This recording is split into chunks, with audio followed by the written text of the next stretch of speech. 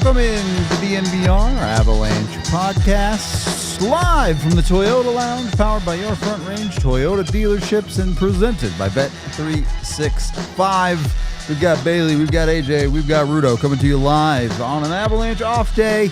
We're going to be talking Avalanche storylines because I think there's quite a few of them. Most of them, the good kind of storylines right now for Colorado as they sit atop the NHL and all of that. But let's go through some of the news first. Number one, injuries. Val Nichushkin is going to miss some time, is as specific as we got from Jared Bednar today. You'll hear from him a little bit later. But it doesn't sound like it's the worst. It also doesn't sound like it's the best. I'm less interested in trying to divine exactly how injured Val Nichushkin is and more interested in what you guys think the options are on that second line if Val is out. It's a little difficult for me to kind of try and game plan just with how unclear Bednar was with everything. Sounds like he's going to miss time. We don't know how much. He's got to get imaging. He hasn't even seen anyone yet. It sucks because of how effective he's been on that second line too, which is the really, really difficult part for me. Yeah. So. I think it's, I would agree with Bailey that he's been really effective on that second line. He's really been the play driver there. He's been kind of the offensive catalyst for what little offense it has been able to provide. But I admit that I am curious because between Gabe Landeskog, Victor Olofsson, and Gavin Brindley, there are some kind of fun options to move him up. I worry about Landeskog because his play with the puck still has not been very good. A lot of things about his game are really good, but his puck play is not on that list. I admit that I, of course, want to jump the gun and see what's up with Gavin Brindley, but between Brindley and Olofsson, their puck skill, their shooting ability, I think that it could be an intriguing way to generate a little bit of offense. I like the options that they have, and I don't know that I feel strongly about where to start with it.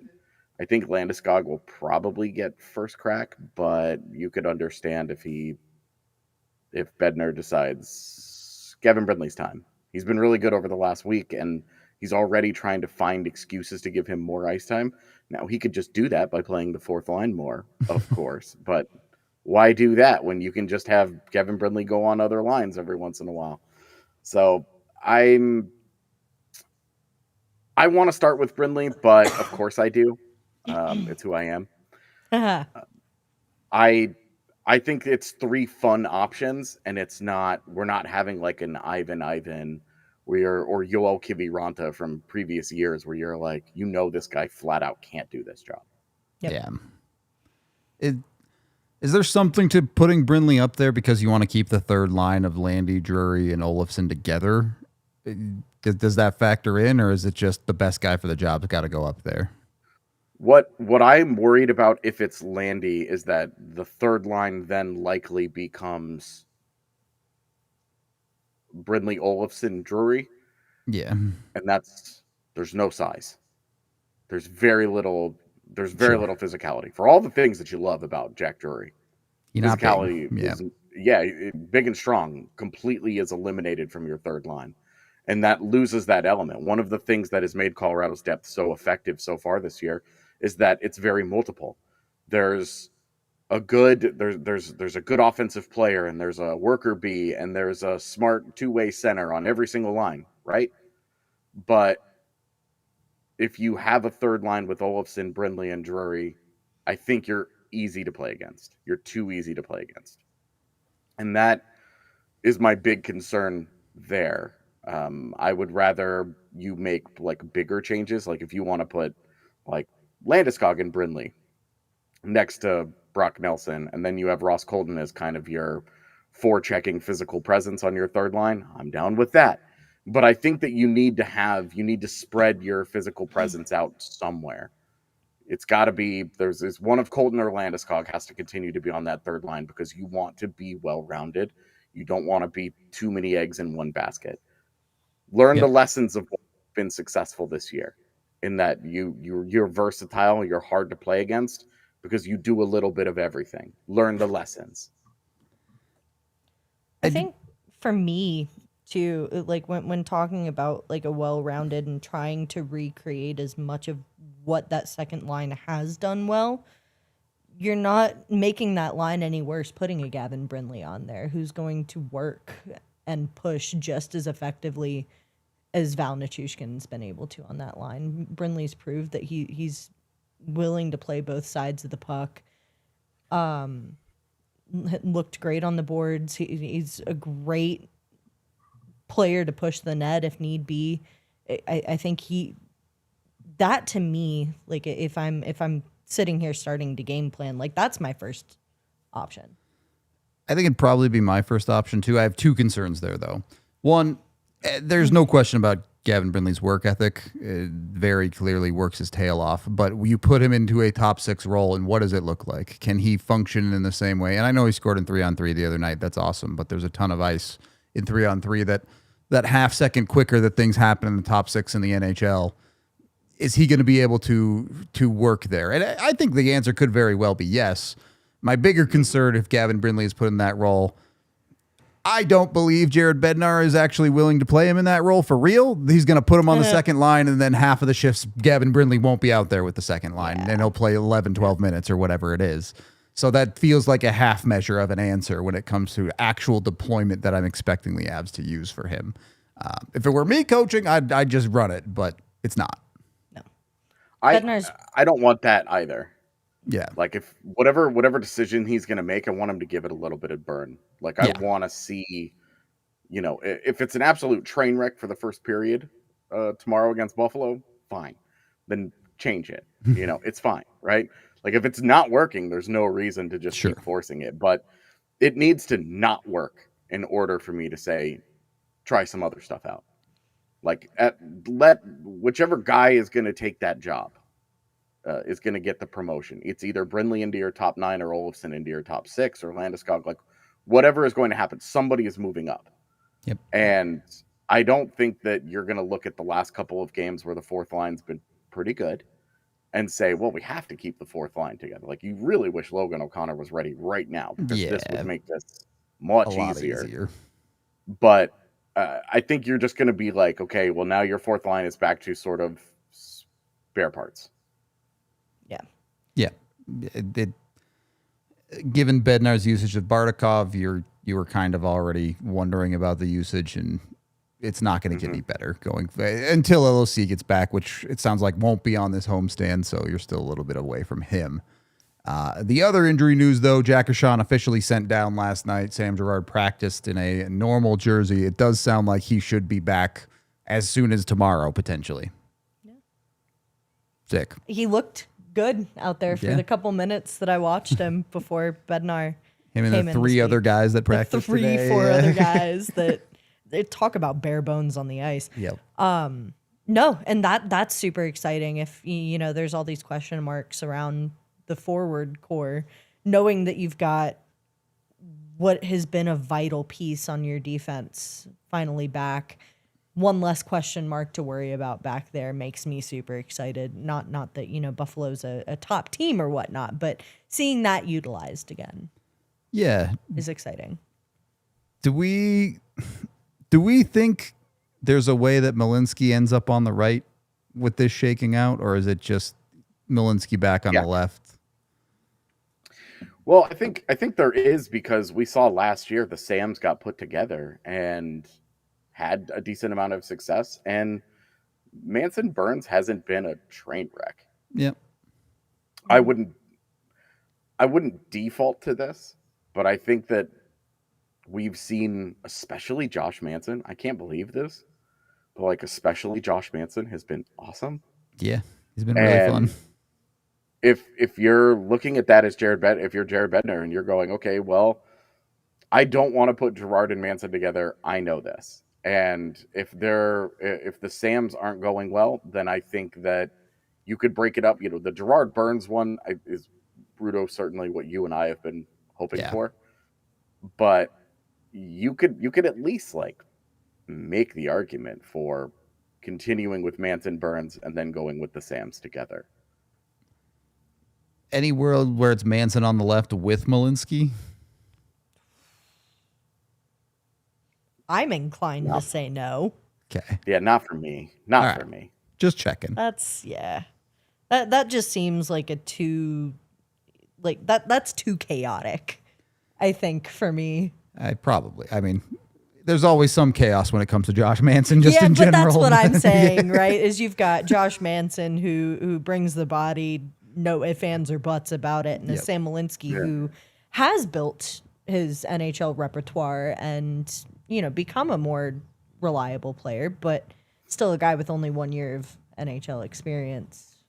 A little bit. A guy who has like 15, and a little bit more of a physical streak. I don't know. It's one thing to live with chaos, and it's another thing to court it. And I think Manson on the left side with Sam Malinsky is courting it, where you're just like, this just doesn't need to happen. Sure.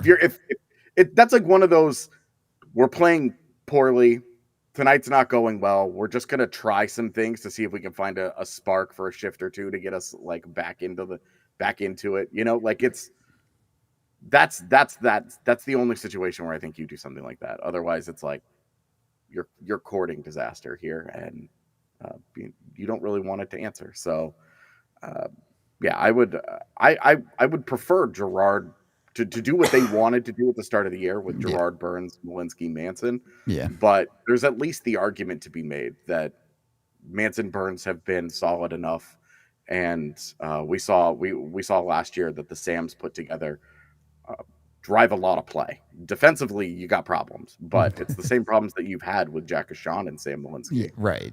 So and then you run into the size issue too. Oh yeah, I mean you're not hard to that third pairing would not be hard to play against, other than the other team won't have the puck as often. I mean, sometimes you just got to ride the lightning. When Sam Malinsky's feeling a little blessed right now, picking up assists on a broken stick at the blue line. So when it's good, you know? Yeah. Brock Nelson looking at that going, what is this? Hey, he did get the empty net assist too. So you know what though? He made an awesome play on that empty net assist. Both him and MacKinnon worked their butts off to get that empty netter for sure. Like empty net goals are usually pretty ho-hum. That's a really good empty net goal. Like the rare empty net goal where you're like, this is a little highlight worthy. This is cool. Don't say that often about empty netters, but you know what? You'll take what you can get. This team can be good at a lot of things. Give them the win on this one. Sometimes you gotta. You gotta just take the dubs where you can on that front. I think that's more or less all the news, I guess. Avs, top of the division, top of the NHL. They just beat another team towards the top of their division in Anaheim. Is that Anaheim win a feather in the cap of the Avalanche, or is this Anaheim is playing above their station? Anaheim's playing above their station. Okay. They're electric offensively, but they're nowhere near good enough defensively. Their puck discipline is terrible. Their D zone coverage is terrible. It's a lot of young guys learning on the fly, and like Jacob Trouba's kind of had the horseshoe going for him so far to start this year.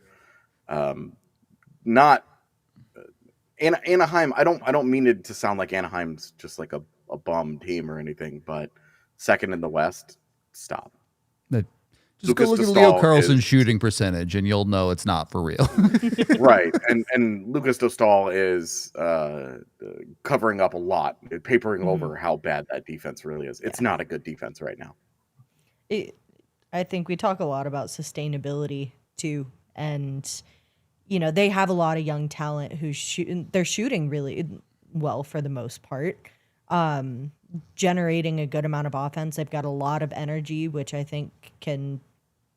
Has done well against maybe older teams that they've played.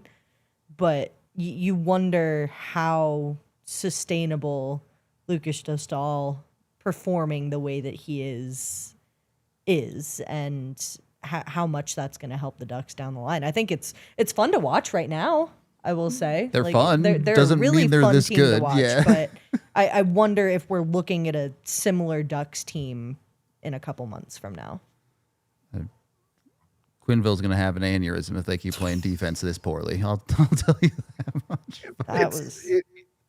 It also would not be a surprise to get to the end of the year and look back and be like, 11-4-1 is the best 16-game stretch that they have this season. For sure. Yeah, would not be surprising at all.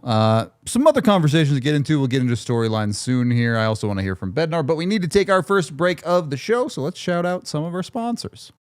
If you live in Colorado and don't know how to ski or snowboard, it's time to learn. And you're not going to want to buy skis for your first time. You're going to want to rent. Rent for the whole season with Christie Sports. They have high-quality gear, industry-leading prices, and over 50 locations everywhere you love to ski and ride. Even if you are an experienced rider, they've got the equipment for you. I've used Christie my entire life to rent skis for the season, and that's the cool part. You rent once, you're good to go for the rest of the year. You can jump in with Christie's right now and get 20% off your season rentals when you book online at the link in the comments and you use the code DNVR20. So get with Christie's, book with peace of mind, enjoy risk-free booking with free cancellation before your season rental pickup date.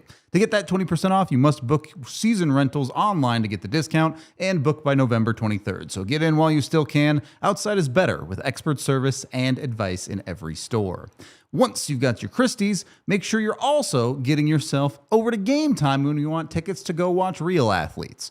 Maybe you're a real athlete skier. Maybe you're not. I'm not. I'm a casual skier. I also am a little bit more than a casual fan of sports. So get with Game Time, download the app, and join over 15 million people that get their tickets through Game Time. You can save on tickets in a ton of different ways, including their section selector, last minute ticket deals, and even go over and search for the tickets you're looking for. And the Game Time Picks feature will just search for all of the good stuff. They'll filter out the junk. They'll only show you the best prices for the best tickets based on your parameters. You can even get tickets to things like the concert, the theaters, and more. So jump in with Game Time today. Use the DNVR code when you sign up to get $20 off your first purchase. It's $20 off. Terms do apply. Again, download the Game Time app in the link in the description today. Tap, ticket, go. Download the Game Time app today. Second period of the DNVR Avalanche podcast. Interesting storyline that I wasn't expecting from this year. Jared Bednar is giving really long, in-depth press conferences. we're getting the goods out of Jared Bednar this year. Not too many short ones. He talked a ton at practice today. Let's hear what he had to say about Val, about the lineup, and this homestand.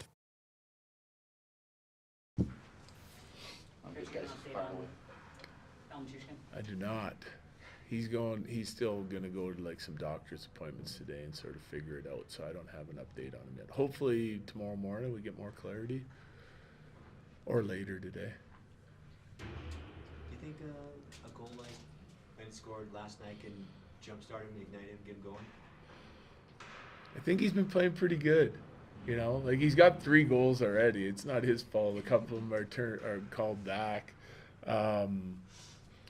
But yeah, I think when guys are wanting to help produce and help the team win and an offensive part of it, and whenever you have success and can put one in like that, especially Landy style net front, I think it can help, boost the confidence a little bit, keep them going. It's always nice to get rewarded for your hard work.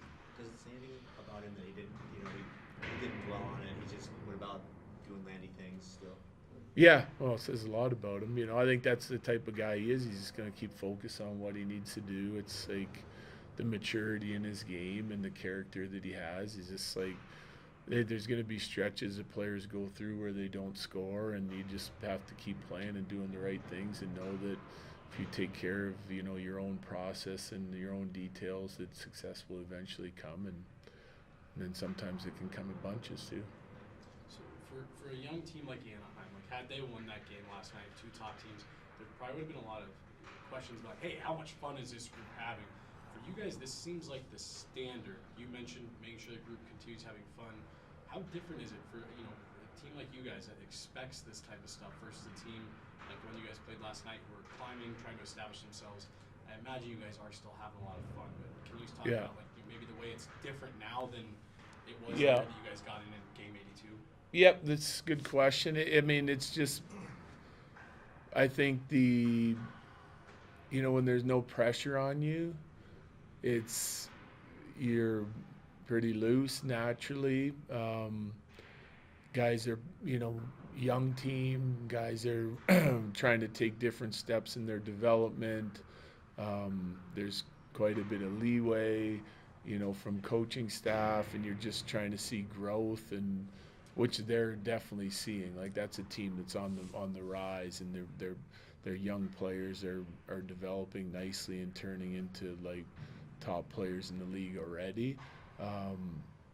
And then when you kind of get to the spot where you're at, there's more pressure, I think, like more pressure to be really good on a nightly basis. There's like, we have extremely high expectations, and in order to achieve those, you gotta, like, your standards got to be really tight, so you're always kind of like nitpicking at your game. Not that you're not at that level either. I think that's how you get going, but you're trying to limit the mistakes. You're trying to be really good on the offensive side of things, and it's the pressure that you got to learn to handle as a player, I think. You know, like, all of our guys, you know, I feel like put a lot of, you know, onus on doing the right things and being really consistent at it.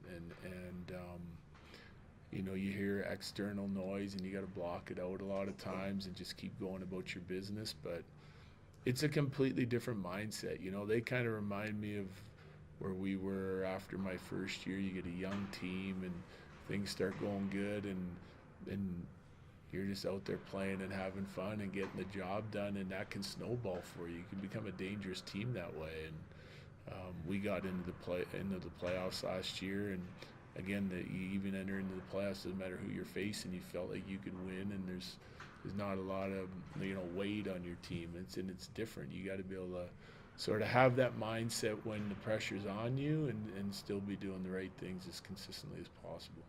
I know you always say that there's like lots of great teams. Everybody always says that, but like, have you noticed that Anaheim, San Jose, Chicago, Utah, like, that's four teams that haven't made the play, haven't been relevant in a while. Yeah. They all look like they're good this year, or like they've started out well. Like, have you noticed that, like, the bottom of the conferences has risen up? And like, on our side, for like, we don't see the other other side enough, but both conferences are tight. But yeah, like, I just think you look at, you know, if you're finishing in the bottom part of the standings year after year for a few years, you're getting guys like Carlson, McTavish, you know, like, you're getting Seneke, guys that played last night and are really good players. And before that, it was Terry, and, you know, like, so they've already got the second wave of guys that have played a year or two or three and coming to their own. So they're definitely turning the corner. San Jose, you know, they get Celebrini and Smith, and especially Celebrini, and he helps turn the whole franchise around. And then it's just about continuing to take the next steps. But those teams are all coming, which makes our conference even, you know, more difficult. There's no, you know, there's no guaranteed, like, win night. Like, and there never has been, but I think those margins are becoming smaller and smaller. Like, you're gonna have to be at your best to beat anyone, especially when you're playing some of those young teams that are playing loose and having fun and still checking the right way. Because there's a lot of dangerous offensive players that have come into the league over the last couple of years. You talked about last night that first period you liked what you saw, third period, second period not so much. Have you been able to kind of look at Dissect that it? Yeah. Figure out? Yeah, we went through it. Like, and like, the second period wasn't bad either, you know? Like, it's just, I guess it's just not quite to the standard that I love to see. And there could be many factors in that. Fatigue being one of them. Like, I think our top guys, especially last night, not the best night. Wasn't bad. Effort was there. Conscious was there. I think as the game went on into the second period, they hadn't created a lot, and they were pushing it a little bit in that regard. So we didn't manage the puck as well, and their top line looked like they had lots of jump too. So, and they have some dangerous guys, so it was a little bit back and forth for me. It just wasn't quite up to our standard for the 20 minutes. We survived it with some good rush coverage from our D, some good goaltending. And we had contributions throughout our lineup that kind of helped us go the other way. So, yeah, you just regroup. But we focused a little bit today on rush coverage because we've been really good in our D zone, and we're again last night. Is just kind of the rush coverage part of it, and arriving in D zone is where all the chances happened. Seconds after entry into our zone, right? So we had some things that we wanted to clean up and discuss and make sure we've gone over them already, like at different points during the year, but it popped up again last night. So we're just, trying to get better for tomorrow. You mentioned the fatigue conversation. I guess when you have a long home stretch like this, what is that rest versus rust conversation kind of look Yeah, I don't even think we're in a position this year where there'll be any rust at all, except maybe coming out of the Olympic break. Like, we're too busy the whole year. So it's now about, just making sure that we're not tight coming into the game, doing what you need to do in the gym. Like, there won't be a lot of practice time even over this homestand. Like, next week we've got the 3 days. When going into those 3-day breaks, we've given them the sort of optional day, gym recovery, then we give them a full day off, then we come back for a really good practice to get ready for our next set of games, and that's worked real well for us. That's what we did going into the Edmonton game, and we had lots of pop. And but being home, just being able to get home earlier, no travel, getting in your own beds. Like, we've been in and out of our city a lot here recently, and I think it's been kind of taking its toll. So getting this stretch at home should really help fill our gas tanks for the next little bit of our schedule. If you look at the scoring, it's an 8, and then it's like 3 kids, 2 of which you've already played. You mentioned them already, Carlson and Silver. Do you think he's the type of guy who likes playing against those young guys and telling them, showing them, I'm still the big dog here? Yeah, I think that's part of what makes the best guys the best, Nate included. They're so competitive but like Nate's seeing that every night, right? Whether it's playing against McDavid or Sid or the young kids that are up and coming, I think that's always there. I think that the top guys like Nate that are so consistent at what they do, they use that as fuel on a nightly basis. They know they have to be, at the top part of their game in order to help your team win and in order to have individual success. So it's part of what, being a star player is about. And I think you can take that through the lineup. Like, I think you're our third line center, our fourth line center, our third pair D. You kind of know what your matchup's going to be, and you're trying to win that matchup, and the more lines and more individuals that do that, the better chance you have at success. Last ones, guys. Scott really impressed the TNT panel last night when they were asking about his preparation and kind of the way that he studies the game. Okay. He went off for about 3 minutes. It was pretty impressive. Okay. We talked to you a lot about his personality and keeping things light in the room. What kind of impact does he have on maybe even a guy like Gavin, young player, just helping them understand the game better? And does he have kind of a leadership voice and maybe breaking down what he's seeing from other teams? Yeah, well, I think they all have a voice, him included. I can't go into what their personal conversations are like, but he's a student of the game, and he's been around a long time, and I think the experience, part of it and how he prepares, if they're discussing that with young players, they can take a little bit from everyone, what they like, what they don't like, and kind of build their own routine. And they watch, they watch and learn a lot too on how guys prepare and how serious he is. Like Wedge is a fun guy. He's fun to be around, fun to talk to, great teammate, supportive guy. But there's also, he's got to be ready to play. So he has a serious side too, where he's getting ready, that he's going to do certain things to help him, feel the best when it comes to his game. And whatever he studies with UC pregame, like they find a rhythm in it. And I think, guys kind of know what everyone's routine is and how they prepare. Maybe not as in depth as maybe what he shared last night in TNT, but I'm sure there's a lot of those conversations going on. I've witnessed a few of them. With Val getting more testing, is that a concerning thing that it's? Well, he's getting he hasn't been looked at yet since last night. He got evaluated in the room and he's sore, and then they got to get imaging and all that kind of stuff today. So it's definitely a concern. I mean, he's not here today and left the game early last night, so he's going to miss some time. I just don't know how much. Management. To that effect with Scott Wedgwood, with the way that he's been playing, you've mentioned that, the step that Mackenzie Blackwood took in game 1 to game 2 was a step in the right direction for him. Does Scott Wedgwood playing the way that he is take a little bit of that pressure off to get Mackenzie there now? Yeah, oh yeah.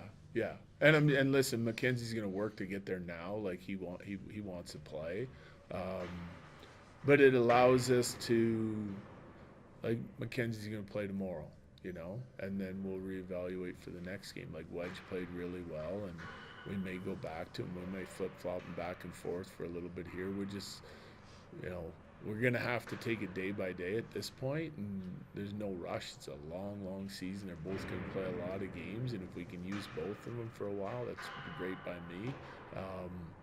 But, like, the idea is to keep them both feeling good about their game and get them both feeling good about their game, and then keep them there. And so we got a, really good chance to play a rested goalie, and a goalie that gives us a chance to win every night.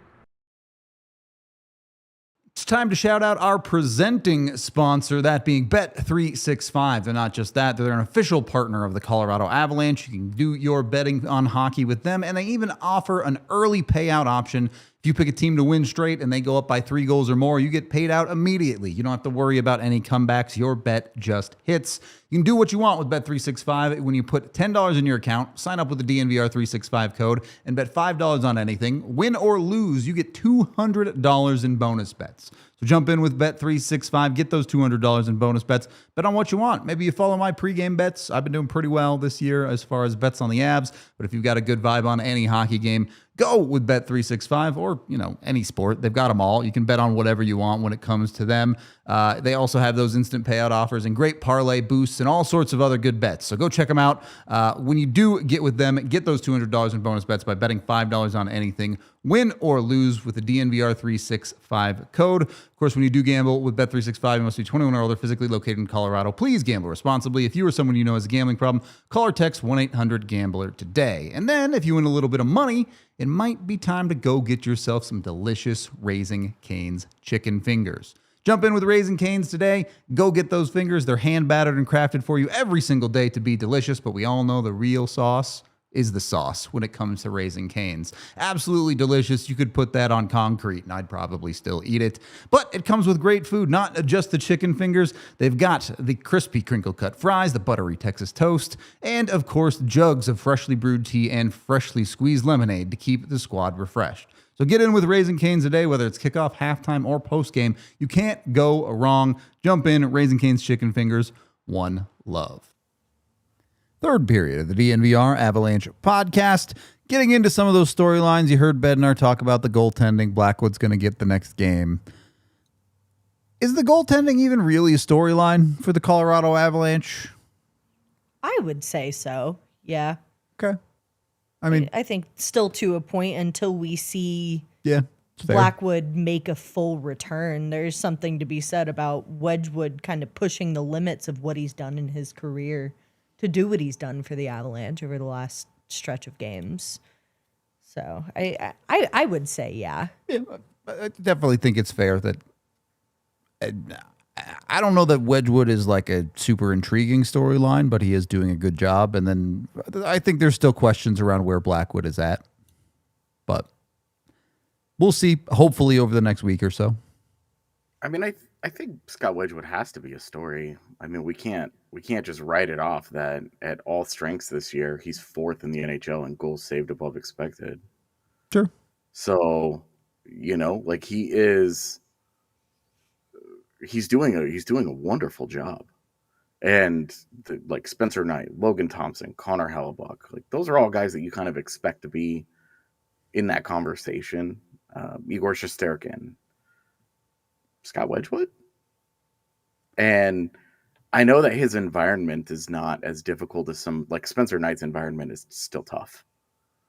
Scott Wedgwood playing behind the Avalanche means that he's not having to bail them out every single night, right? Like he's not having to put on a cape. But like last night, I wrote this in Studs and Duds today, but I felt like his save on Troy Terry at the start of the second period turned that game around. Yeah. Because that goal goes in, the Ducks had all the momentum at the end of the first. That goal goes in, they have a 2-1 lead, and with a young team that lives and dies with confidence, who knows where that game goes if that goes in. He makes that stop, and it just turned it around. And I love Scott Wedgwood.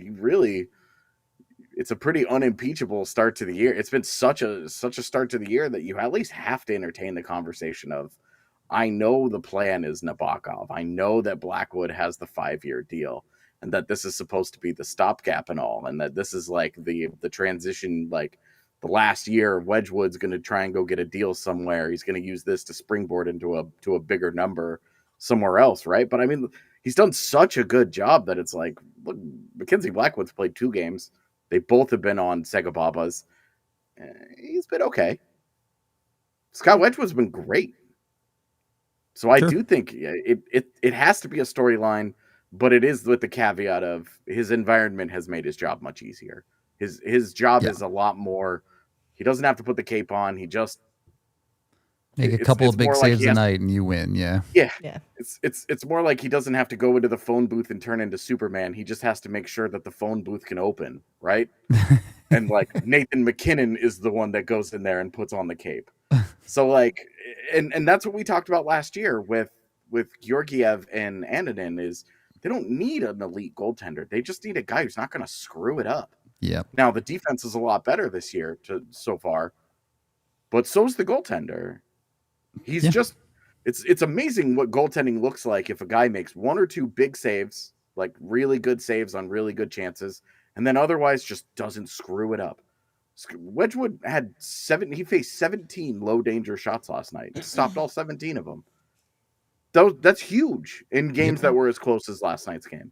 It's huge that he can just turn away the easy ones, and he's not making a mess for the rest of the team to try and clean up. So I do think that it is a really important storyline. Okay. I think what makes it so much more interesting to me too is the idea that Wedgwood, I mean, we've mentioned it before, Wedgwood may likely not be a member of this team next year. Yep. Like the Avalanche have a really, really good goaltending prospect coming from Russia to hopefully step into that spot. But Wedgwood's really playing past what the Avalanche signed him to do. By a good bit, for sure.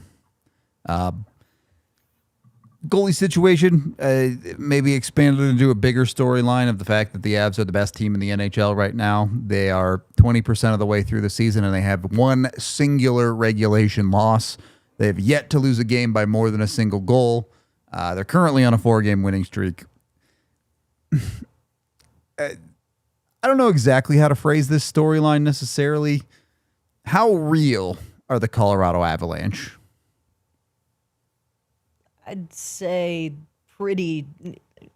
they seem pretty real to me compared to some of the other teams kind of occupying top 10 spots in the league currently. They're playing sustainable hockey. Yep. For the most part, the underlyings are fairly sustainable. As of late, their shooting percentage has skyrocketed, but on the whole, I mean, a 9-goal game will do that. Yeah, it will.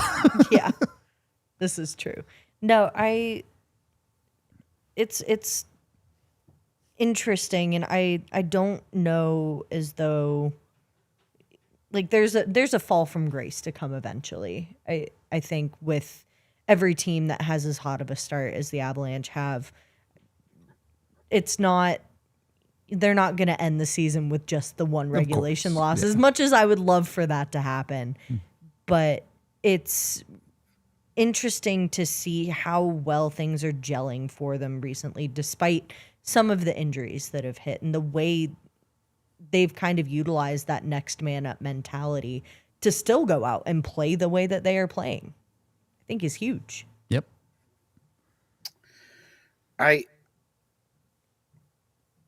Can I take this conversation in kind of a different direction with the answer to are they for real? Like, is this start real? And I want to really, like, one of the big storylines for me so far this year is not a player. It's not like, yes, Kevin Brindley's been fun and interesting, and so Zakar Bardakov can't play defense, but he's kind of a lightning rod on offense. Like, you know, Parker Kelly's going to score 40 points out of nowhere. You know, there are some fun storylines, but I think the number one thing that has defined this team for me is that, yes, Nathan MacKinnon is fantastic, and yes, Cale Makar is going to win a Norris Trophy, barring injury, is going to win another Norris Trophy, and it's may not be a competitive not even close competition for the award this year. But the big thing is that the team, Bailey, you mentioned how they've gelled, but it's not just their play, but it's their emotional maturity, because the way that they lost last year, that is a sort of a hockey come to Jesus type of moment, right? Like that either splinters your it's embarrassing. It's painful. The way that it happens, Rantanen's involvement, all that, right? But that splinters a franchise, or it brings it all together, and they harness that anger in a really positive way. Because you look around, look at what Edmonton has started this year. Look at how and a lot of personnel changes, obviously, in the summer, and things look different for teams year over year. But you look at how the Avalanche have come out of the gate in response to how last year finished.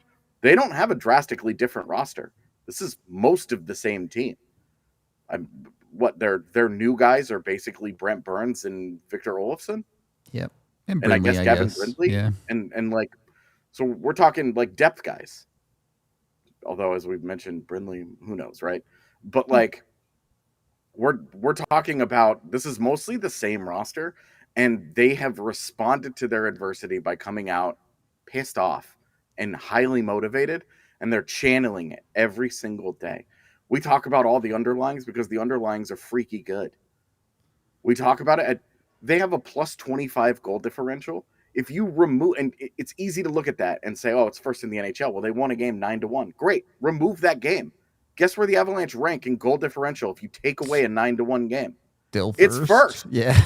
It's first. Like, you are talking about the I keep comparing this to the 2000-2001 Avalanche team for a reason, because it's very, very similar. Yeah. Frankly, it's pretty similar to the 22 team as well, because they also had a devastating postseason loss. And then they said, all right, we need to come back out, and we want to dominate this regular season. We want to send everybody this message. We do not mess around. We are here to do a job, and that job is to annihilate everybody in our path. So far, they have. Yep. And so that question, is this real? I think it's the realest. Because you look at all these teams at the top of their divisions, you look at a lot of them. Oh, here are these numbers and these numbers. There are these red flags. What's Colorado's red flag? That their power play isn't elite? Yeah. And I was digging through some of the numbers. Guess what? It's obviously like small samples, right? But I went through their last 10 games. Their power play is like not that bad. Roughly like 13th in the NHL in terms of its process. Should be better, but passable. Worst, yeah. Right. It's gone from league worst to it's now in the upper third. That's what you want to see. That was the thing that was the thing that we were looking at, saying this is their biggest problem. And it's already taken substantial steps forward. Yep. I understand it's an Avs pod and that we get hype on the team and that, whatever. But we've said a lot of negative stuff about this organization, about the team over the years when it hasn't gone well. But I just feel like if you are picking nits right now, you are just missing the boat. oh, they don't do this well, they don't do that well. All the things that they're doing better than everybody else.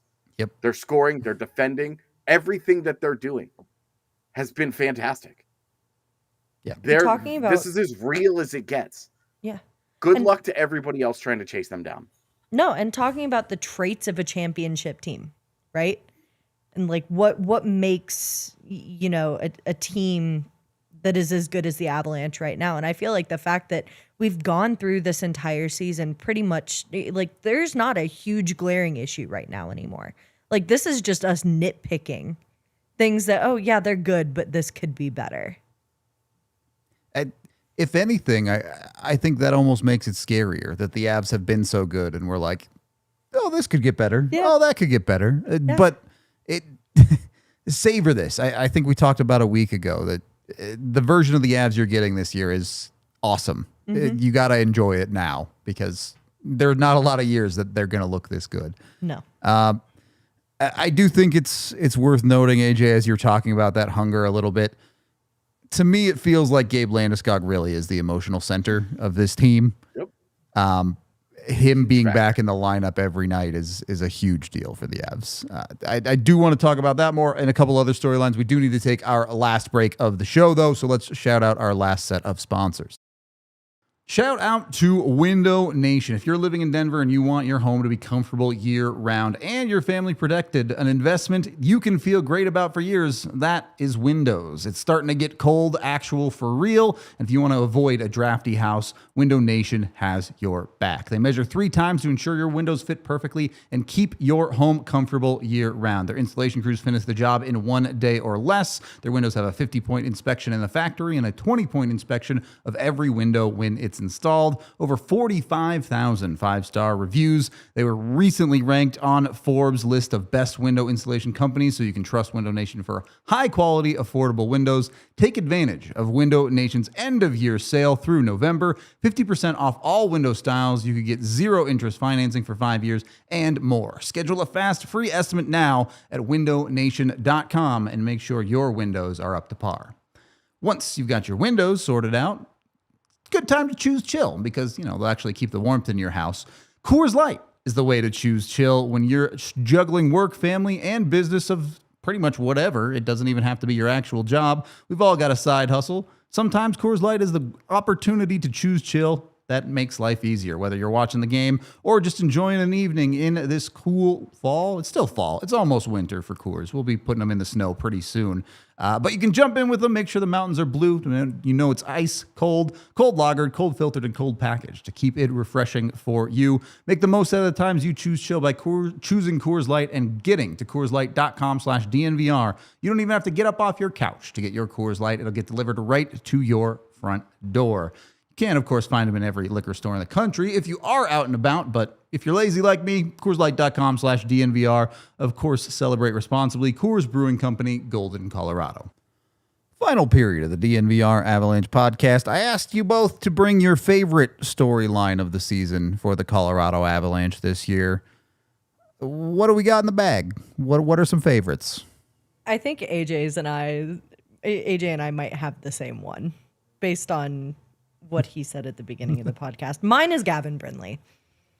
It's one high on everyone's list, I'm pretty sure. Yeah. No, thinking about how it just, again, tracking back to the trade, not knowing what we were going to get out of him, or at least what we knew was very surface level. Yes, he's going to be a really good contribution to an already very good Eagles team. Comes into camp and blows everybody's minds. Comes into preseason and blows it even more. Like that's such a cool thing for me. And injuries are injuries, you know? Yes, LOC coming back, that was the big thought heading into this season. Brindley's going to get sent down eventually once that gets back. But with the way that he has played through the season so far, pushing the way that he has, we talk about hunger, we talk about drive. The way that this kid plays every single night has been so fun to watch and started to create a conversation as of recently about how that happens. It like how do you keep this up while also maintaining your roster with the guys you know you're going to get back? You can't send Brindley down at this point. Like it's not feasible for me. No, he's an NHL. And it becomes even more fun to me. And yes, Nichushkin getting injured sucks. Like that's a hard blow to a guy who's had a really good season, I think, so far. But the fact that our conversation is now riding around Brindley potentially being that replacement on the second line just makes that so much more interesting to me. Yeah, sky's the limit right now on Gavin Brindley. I think that's part of the fun is not only has he been really good, there's enough skill that you can dream on him a little bit. I mean, even Bednar in his pressers saying he could be a top 6 forward, which might be the first time in history Bednar has been more optimistic about a prospect than me.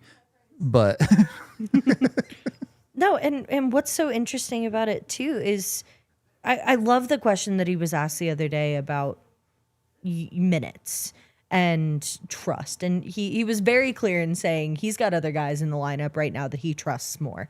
But the whole point in the way that he deploys his lineup is you have to do well with the minutes you're given. And not just Brindley, but that entire fourth line. Bardakov. There's a reason Brindley's playing 11 minutes and Bardakov's playing 6. I'll put it to you that way. Right. But even recently, like I feel like Bardakov's had better games in the last 3.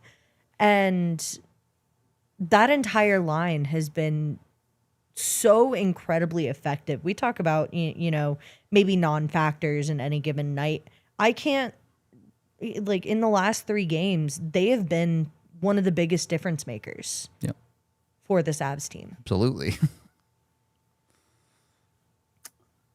Yeah, I mean, undeniably. The fourth line is rock. I mean, they scored, 3 goals against Edmonton? Of course, who didn't that night? And then last night, they were an unbelievable buzzsaw against Anaheim. They didn't get a goal, but they poured on pressure. They were Colorado's most dangerous line at 5v5, and they played like 5 minutes. Parker Kelly got his. Yeah, but I mean, he got his with Nathan MacKinnon and Brock Nelson. Like, and the line itself didn't get a goal. For sure. Fair enough. So I think my storyline is what I was just talking about, their emotional maturity. If I have to pick a player and to not repeat everything that Bailey just said about Gavin Brindley, because that's all that would happen. I think that one of my favorite storylines has been Jack Drury. Can he do the 3C job? It's crazy that we talked so much about it during the preseason. 17 games into the year, nobody talks about it anymore. Yep, it's set and forget all of a sudden. Points. Yep. Yeah, it's 7 points through 17 games, which isn't like incredible production. Like, you're not, you're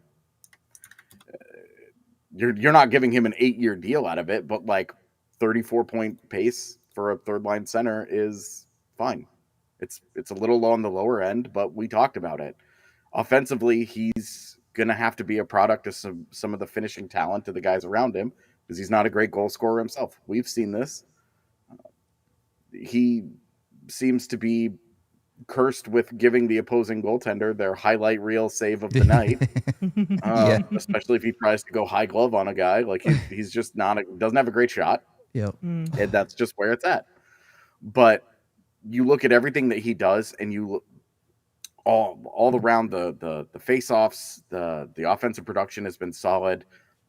The way that he plays a connected game with whoever's on his line, I think has been really, really, really important. It's not something that we're talking about a whole lot, and it's one of my favorite storylines. That this is a thing that we cared a whole lot about, and then the game started and it just went away because he just did the job.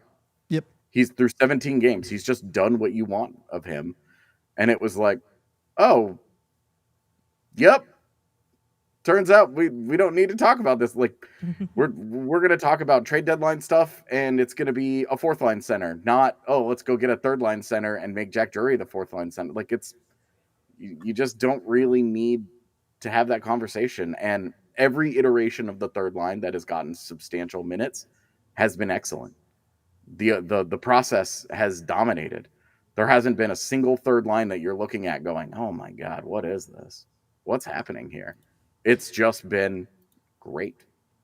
It's wild to think that the Avs lineup now has like 3 guys that you could call Mr. Fix-It. Arturi Lehkonen, you need some defense, put him on a line. It's great. Oh, someone's struggling, drop him to the third line, play him with Jack Drury. It's great. It turns out that when you have that many Mr. Fix-Its, things just don't break in the first place. Your lineup's just fixed. Is that why the Avs are so good? Yeah, like, stuff stopped breaking. Cool. I mean, I'll take it. I will wrap up with my favorite. Before I do, though, go read AJ's piece on Gavin Brindley. That is out after his extension if you want a little bit more insight on that. You can also go check out my video from last game where I talk a ton about Gabe Landeskog and his impact on the Avs this year. Lots of good stuff out there. You can go read some of Bailey's written stuff, too. So it's all good. I think my favorite storyline is the Avs top line. And I understand that this has flown under the radar a little bit because the expectation of greatness is just so ingrained in the fact of Nathan MacKinnon that we forget that he is destroying the NHL right now, leading the league in points by like 6, scoring at a rate that he's never scored at in his career before. He's on like a 60-goal pace, and that probably won't continue, but it's the best version of Nathan MacKinnon. And yeah, like, let's ignore overtime for a second. Sure. I'm not saying it's perfect, but Nathan MacKinnon is him right now. And it's combined with the fact that Marty Necas is now locked up. And again, I'm not saying Marty Necas has played perfect all year long too, but he's well over a point per game pace. He's on a 50-goal pace. The Avs top line has been producing to the Arturi Lehkonen also on a point per game pace on that top line, by the way. That's how good they've been. It's just been exactly what you want from top to bottom in this lineup, and it starts with those superstars. It starts with them getting the job done and putting the Avs in positions to win, and they've absolutely gotten that job done at the top. I think it's so hilarious to me that a lot of people, like looking at the point totals from last year, we were like, this seems like a low number for what a guy like Nathan MacKinnon is capable of. And this has been, you have that dip and you're like, okay, we're back. Yeah. It's a fun time right now. I think there are a number of storylines you could pick that and be about it as your favorite right now. So just for Rudo to add some context here, Nathan MacKinnon is the Triple Crown leader in the NHL right now. And for defensemen, so is Cale Makar. Pretty good. Is that good? Oh, yeah. Just have the 2 best players on the planet on your team. That's all you need to do. It's fine. Like, Cale Makar right now is 7th in the league in scoring. He's on I think, a 112-point pace, something like that. Like, he's the only defenseman in the top 20 in points right now. And he's in 7th. Is insane to me. That is an insane stat. Yeah, the numbers of production when you actually look into the Avs, it's like, wow. And not just a Edmonton 9-goal game. Everyone got 1 million points. MacKinnon followed that game up with a 5-point night, involved in every single Avs goal against Vancouver. Like, it's ridiculous. And then played poorly last night and had a 3-point night. Yeah, so that's his like bad game of the week. I mean, isn't that what we were talking about though with like a Martin Necas too? Is like he's had a couple maybe interesting games in the last couple, but he's still picking up a point. Yep, exactly. In some of them, like that blows my mind. And that is the expectation of these guys. That their floor is so ridiculously high that we sit here and nitpick bad games and they still have multiple points or they find their way to a point. And it's awesome that we get to watch that from the Colorado Avalanche top line. So I did want to shout that out. Also, shout out to Melanie for gifting a DNVR membership to the YouTube channel. And congrats to Cujo on getting that gift membership. Always awesome. You support the community. If you want to become a diehard member or a supporters club member, rather, it gets you access to emojis, which is super fun, especially on the watch-alongs. You get all sorts of cool stuff. So shout out again to Melanie. We appreciate that. And consider becoming a member to get access to our behind-the-scenes content, too. We are in overtime officially. The conversation continues online at thednvr.com. I don't have a ton else to get into here. I do at some point. Maybe on Friday we'll get into some storylines around the league. But for today, any final thoughts from you guys? I got nothing. No. All right, cool. Let's get out of here. I could say 25 more things, but yeah, we all have stuff to do. For Friday and Monday and Tuesdays, we got plenty more off days coming up. We'll talk about them. We are out of here for today. We appreciate y'all. Game day tomorrow. Join us pregame, watch along, postgame, the whole nine. We appreciate y'all. This has been the DNVR Avalanche Podcast presented by Bet365. We all silly like the mayor.